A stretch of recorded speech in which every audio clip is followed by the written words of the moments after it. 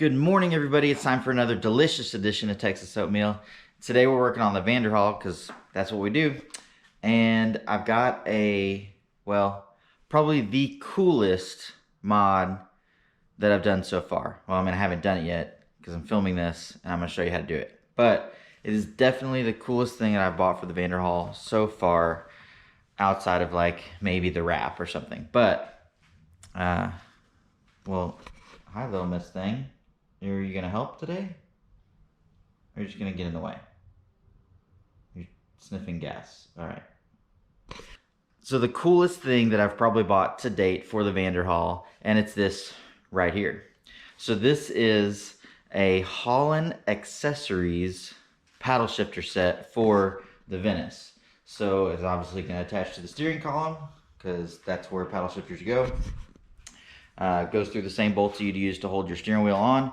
Mine has a quick release, so my mount or bracket is a little different. So it's got like a different offset because of the thickness that you add to the steering column with your quick release. So yeah, so this one looks a little different than what some other people are gonna get.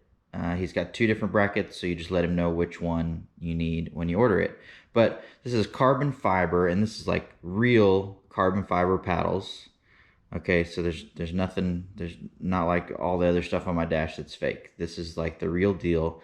These machined aluminum brackets, and the buttons, they've got little magnets in them that hold them back or whatever. Yeah, hold them back so that when you click it forward, you get a nice satisfying click when you shift. So you've got, you know, upshift and downshift, of course, left and right. And man, this, I haven't even installed it and I'm already impressed. This already feels like such high quality that I can't imagine it not being amazing. I mean, the technology is pretty simple. It's two buttons, upshift and downshift. You plug it into the wire harness. It's already in the car because Vanderhalls come set to have their little bump shifter put in. I've never wanted to buy the bump shifter. This is not necessarily cheaper than the bump shifter, but it's way cooler. I don't like the look of the bump shifter. It gets in the way when I get in and out of a car. It's in the way of where I put my foot in, just the way that I get in the car. So I didn't ever want to have that on there. Even though, you know, it's kind of neat. It's like people look at your car and they go, wait, you got two shift knobs. What's going on? But this is going to be way cleaner. This fits my theme that's going on quite a bit better than the bump shifter did, at least, you know, in my opinion. Anyways, so we're going to get into installing this.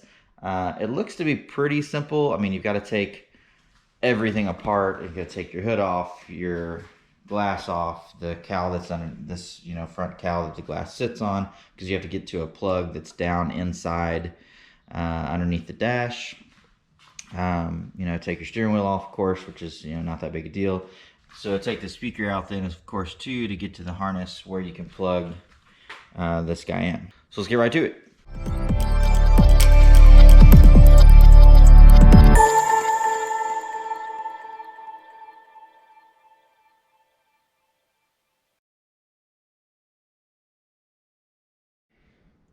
All right, step one, remove steering wheel.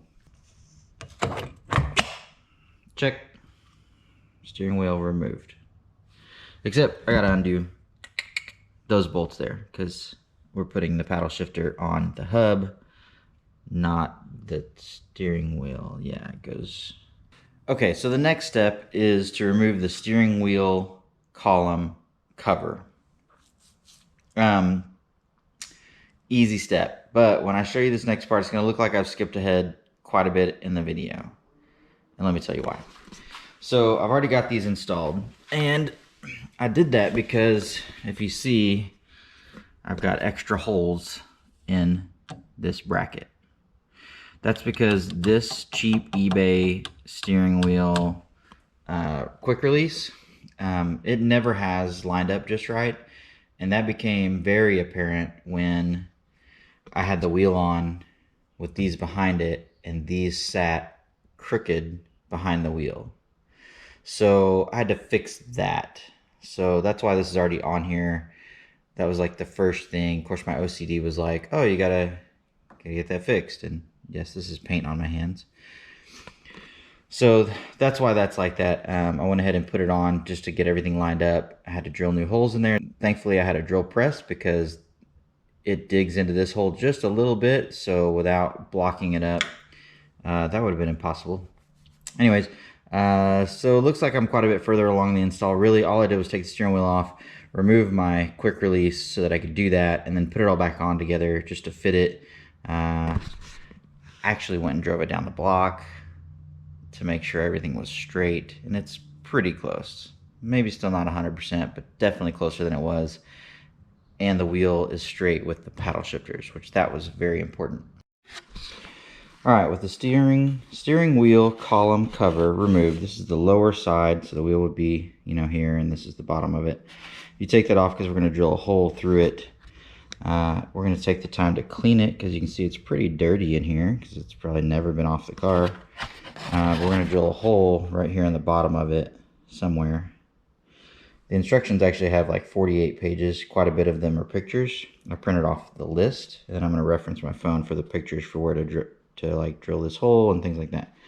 This hole's for the hole you're seeing now is for the screw. So we're going to drill a different hole, 1/2 inch diameter, so that we can get the cord through. And there's a little rubber grommet already installed on the harness for this guy that you're going to put through there. So you feed all this cord through the hole that we're about to drill and this rubber grommet, and then it's going to fill the void. Okay, so like I said, they've got pretty good detailed instructions. They've got all these pictures so that you can go, you know, follow along. As you've got the written instructions, they show you literally every step. Pretty nice, to be honest. So this is the step I'm on. It bugs me that their picture's upside down. I know it doesn't matter, but oops, just kidding. But yeah, it bugs me that this picture's upside down. That's just my OCD talking. But you go 5 inches back from the lip all the way to this hole here. So that's where I'm at now. It's interesting, my steering column cover is different than this. Mine actually steps down right here and theirs doesn't. It's kind of weird, I don't know, typical Vanderhall status. Hood removal in 3, 2, done, just like that. Now that the hood is off, I'll get a light in here and show you guys. But we're reaching down inside here. There's a part down here that's the shift connector contraption, I don't know, that we have to get to. We have to take a piece off of it and shift it forward and back to make sure it goes into manual mode and back to park and such like that. So I haven't done it. I don't really know what it takes to do it, but we're about to find out. At some point we have to take the glass off, windshield off, and this lower cowl to get to where it connects in back here. Also, yeah, that's more work, but we're gonna do this first part first. All right, so this is the guy we're talking about. It has this little adjustment on it that we have to get this up, this little guy up and off and out of the way, like so. So you get it forward so that you can do something with this. I'm not sure yet. Using right angle pick or small flathead screwdriver, lift up the gray cable adjustment clip. So lift up somehow. Obviously a right angle pick would be better than this screwdriver that's at the wrong angle. 2 hours later. Well, I wasn't filming. I got frustrated. I went and bought a right angle pick to get down in here and pull this plastic clip up. And the problem I was having is I was just jamming something in and pulling up real hard. Evidently, you need to wiggle it a little bit and just work it back and forth. So what I did, now you can see down in here, I've already boogered this up pretty good, but I got under here with the pick a little bit and pulled up this side, and then pulled up this side, and then pulled up this side, and wiggled it up until I got to this point. So now it's up. Now in theory, you're supposed to just be able to push it back down, and it allows this lever to now have slid where it's got more travel or whatever it is, but I didn't see anything move, so I'm gonna mess with it and see if I can figure out how to get it to where it will shift into manual. I know this is definitely loose now, and you know, this is all the way forward here, so it's just a matter of figuring out if I need to do anything else or if this is going to go back down in the right spot. I'm not about to push this back down until I know for sure, because it was so hard to get out. Okay, so now that the shift cable has been pulled up, what I did was I pulled this forward, this whole bracket down there. I just pulled it forward when this was all loose, and you can, with enough pressure, you can pull this. When the cable's loose, you can pull this forward and it kind of springs back a little bit, and so whatever that natural position is to let this clip rest in, I guess is right. It's really hard to tell. I just followed the instructions, pulled that gray clip up, which loosened the cable from the actual arm here. I pulled the arm, right, and you can feel it like spring loaded. You pull it forward and it kind of springs back, and I push that back in. That seems to have worked. I started the car a second ago, put it all the way into drive. It's in drive. Push down a little bit and pull back. That it doesn't take much, barely anything, and it was still in drive. It still went forward because it's in first gear, and then I could still just bump it that little bit. You could feel it bump forward, back into drive, still drives. So I'm getting into manual mode without any issues, so should be good to go there. If not, I don't know, but it did. All the gears and everything still worked properly, park, reverse, neutral, so on and so forth. So I think we're good to go. So now I'm at this stage. So for the paddle shifters, you have to take off your windshield, this cowl, this cowl, this under windshield body panel, to get to where the wiring harness goes down into this door pocket, to get down into where your speaker is. You can take your speaker off, no problem. You can get to the wire harness here, no problem.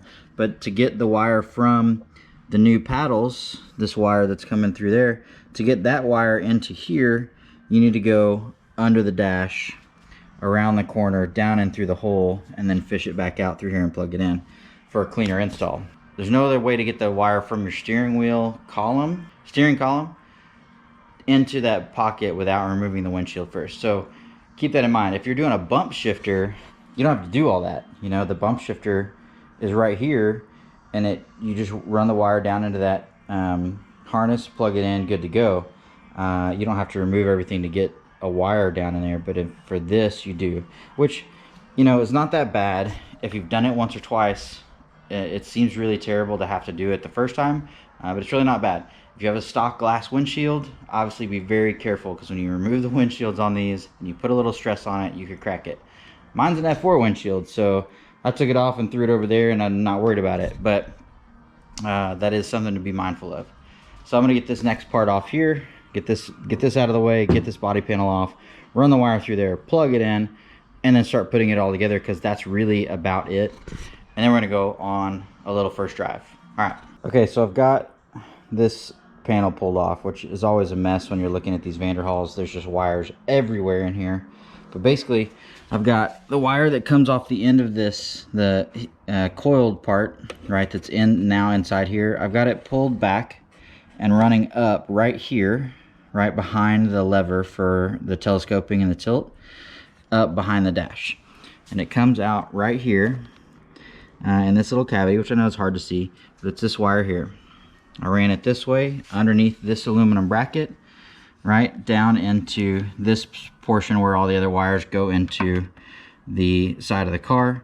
This is where you can find this guy.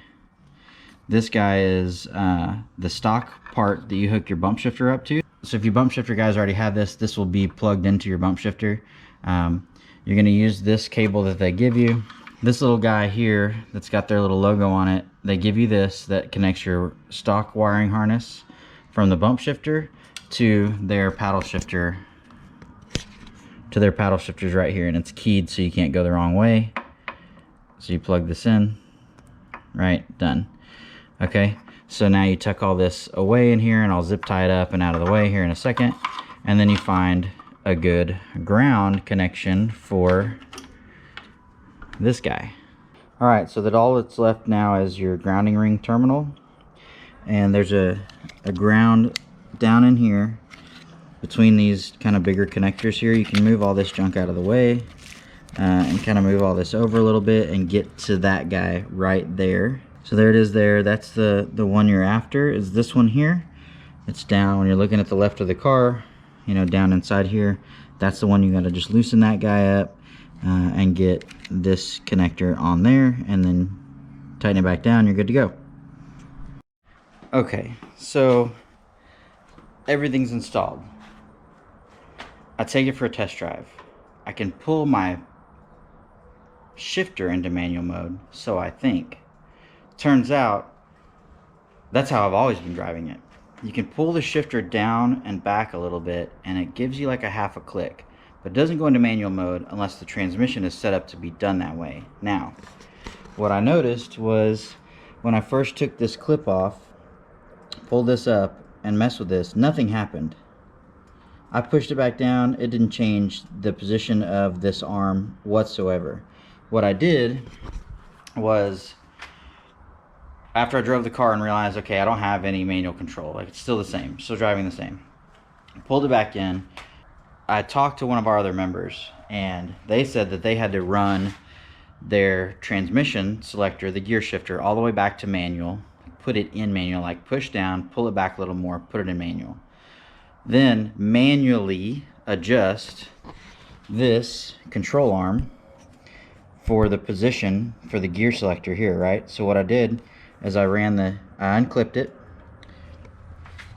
ran my shifter all the way back to manual mode, right? Yes, my seat's out because I was messing with that, but you don't have to remove your seat. Maybe, probably. Ran that cable wires all the way back. So it pulled this lever all the way back to drive, essentially. Then, so with this position here, I reached down in there and I pushed it a little further. You can feel it click into manual mode, just like it switches gears in any other position, right? When it's here in drive, with that clip up, you can push on this lever and it clicks into manual mode. Then I pushed the gray piece back down, clipped it in place, put the little retainer over it so it can't move. Even that retainer does basically nothing, right? And all was good. And so now I went and drove it before I buttoned everything back up, and now I have full control manual mode, and those paddles work so well. So I'm going to put everything back together and go on a proper test drive, because all I did was drive down the street and back because I don't have anything on, no windshield, no nothing. So I'm going to put everything back together real quick and go for a real drive and really see how it feels to have paddle shifters on a Vanderhall. Be right back.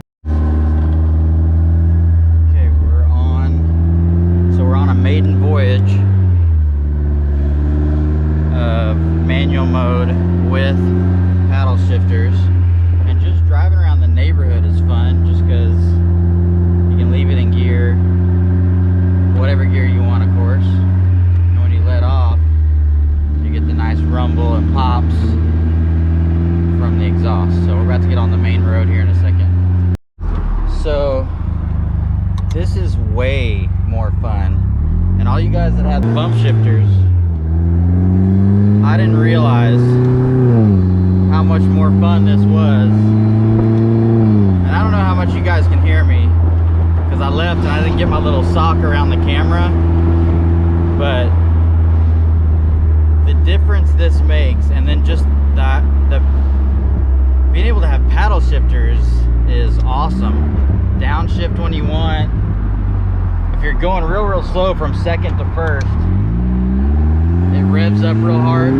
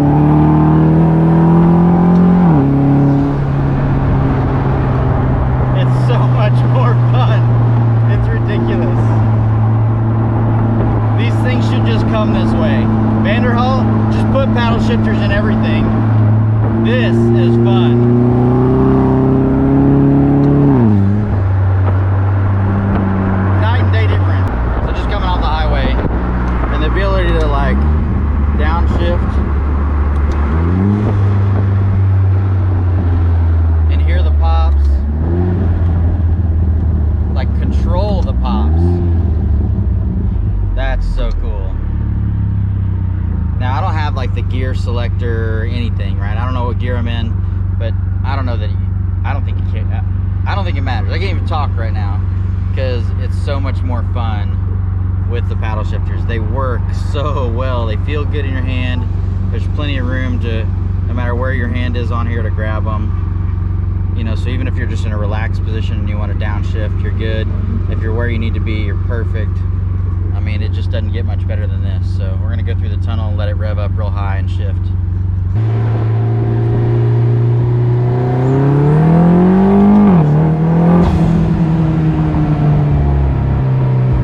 Of course, the Chevy decides to ruin my fun. But man, just being able to get on it and leave it in whatever gear you want, listen to that engine, that exhaust. Everybody in the Vanderhall community needs this. I mean, or a bump shifter, but this is way cooler than a bump shifter in my opinion. Listen to those pops. It's so much more fun.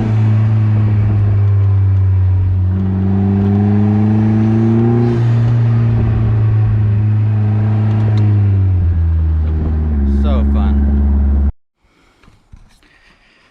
Okay, so I just went on that test drive. I don't know how much of the audio you can hear because of the wind noise in the cabin, but 1000% Vanderhall should give you paddle shifters stock on the car. For as much as these things are, man, they should throw them in there because obviously they can wire it in a little bit better, integrate it a little bit better, potentially. I mean, although I love the look of just this cable coming down, but I've got that raw look to this car anyways. But just that cable coming down, man, it looks so cool, and it wraps around the steering wheel just fine when you're turning and everything. Doesn't get in the way. You don't even notice it.